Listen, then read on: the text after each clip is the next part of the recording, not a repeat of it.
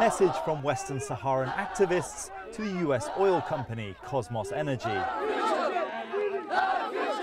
In the coming months, Kosmos will work with Scottish firm Cairn Energy to begin exploring for oil 50 kilometres off the coast of Western Sahara. And therein lies the problem. Western Sahara is a disputed territory. When Spanish colonisers left Western Sahara in 1975, the Moroccans moved in from the north, claiming the territory originally belonged to them.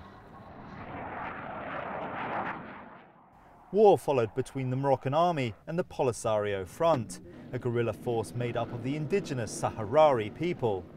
They want an independent country. But attempts by the United Nations to broker a referendum on self-determination have so far failed.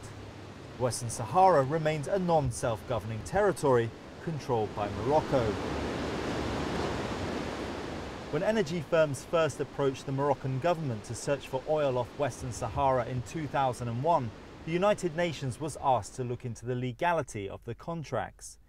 The concluding paragraph of the legal opinion, signed by Hans Corell, the then Under-Secretary for Legal Affairs, stated, "While the specific contracts are not in themselves illegal, if further exploration and exploitation activities were to proceed in disregard of the interests and wishes of the people of Western Sahara, they would be in violation of the principles of international law applicable to mineral resource activities in non-self-governing territories."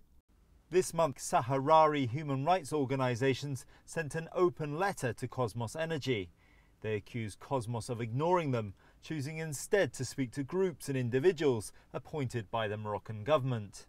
So I had planned to travel to Western Sahara to meet representatives of the Saharawi people, but was denied access by the Moroccan authorities.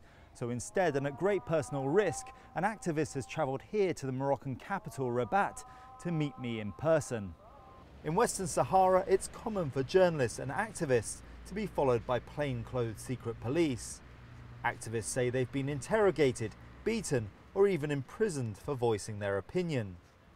Despite this threat, Lakal Salem, one of the signatories of the open letter, said he wanted to be interviewed without disguising his identity. He says Kosmos Energy aren't speaking to the right people. Morocco don't allow the registration of any NGO that can claim self-determination of the Sahara people. So we are not registered, we are not allowed to assembly or to have a local. So I think that Kosmos is helping Morocco, is giving new arguments to Morocco when not meeting with Sahrawi NGOs that can have the other voice. While passing the agreement with Morocco, Kosmos didn't deal with the Polisario, and that's a big problem, because the majority of the Sahrawis on the occupied territories known the Polisario as the only representative of the Sahrawis. In an interview in Washington, D.C. this week, the BBC put these claims and those made in the open letter to a spokesperson for Kosmos Energy. We have not had direct conversations with many of the groups on that letter. Many of the groups on that letter are focused on the issue of self-determination, independence, and the political side of this whole issue. We have received that letter, and we intend to respond to that letter as we respond to all stakeholders who reach out to us.